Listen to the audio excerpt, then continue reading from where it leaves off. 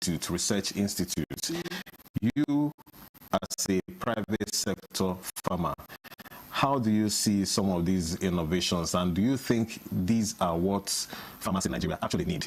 Are they actually bridging the gap with these innovations when it comes to addressing issues around post-harvest losses? Thank you. Like I say all the time, our problem is not that we don't know the solutions to our problem. Our problem is actually bringing the solutions to manifestation. When you was talking about silo, I was listening very carefully. I personally applaud the fact that they're now building silos that can be 2, 3 in 1. You know, that is the right move in the right direction. But it's deeper than that. And this is where the government comes in. So an average farmer in Nigeria is probably farming on a 5 acre in the south, in the north, maybe 5 acre. These sort of silos do not meet what their need is.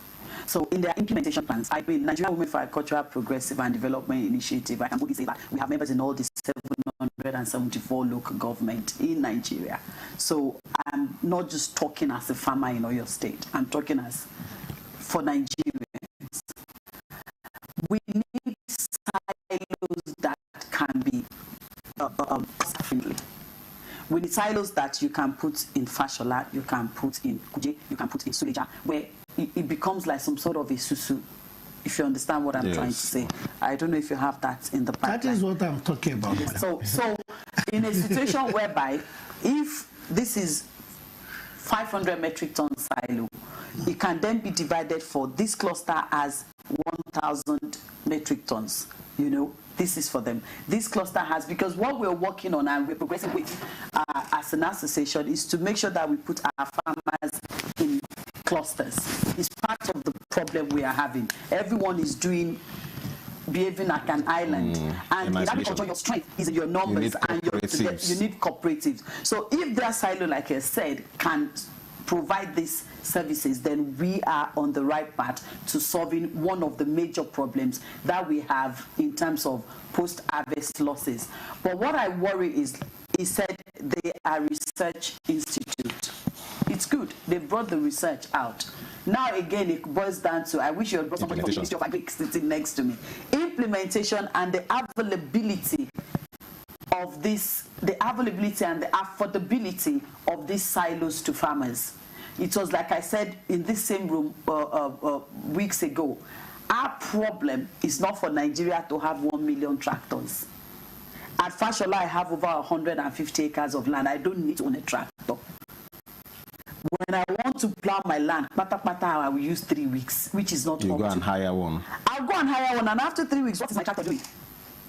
You know, what we need is power tillers, semi-planter, semi-harvesters, because we, as a nation, we've not gotten to that level where one person will own 500 acres of land in one location. Then you want to own a tractor. The same thing applies to the issue of silo. I have maize that I have stored now. I have soya that I have stored. And what I've done is for us to build locally built silos. I'm sure you know what they look like, which is not supposed to be, because if in Fashola, for example, we have your silo that can take, let's say, 2,000 metric tons of grains and it can be divided, then all of us, we know that we're bringing our grains here every year. This is how much we pay to the government for using it, and this is who is maintaining it, if it's government or if it's private sector. So yes, what he said they're doing is in the right direction, but I'm not excited until I see that government or a private sector that has the money is working hand in hand with them to make sure that this innovation is actually being deployed and it's being made accessible for farmers to use. Okay, Prof, I don't know if you'd like to clarify. 2 areas of clarification. When I'm seated, the federal government of Nigeria is seated. Okay.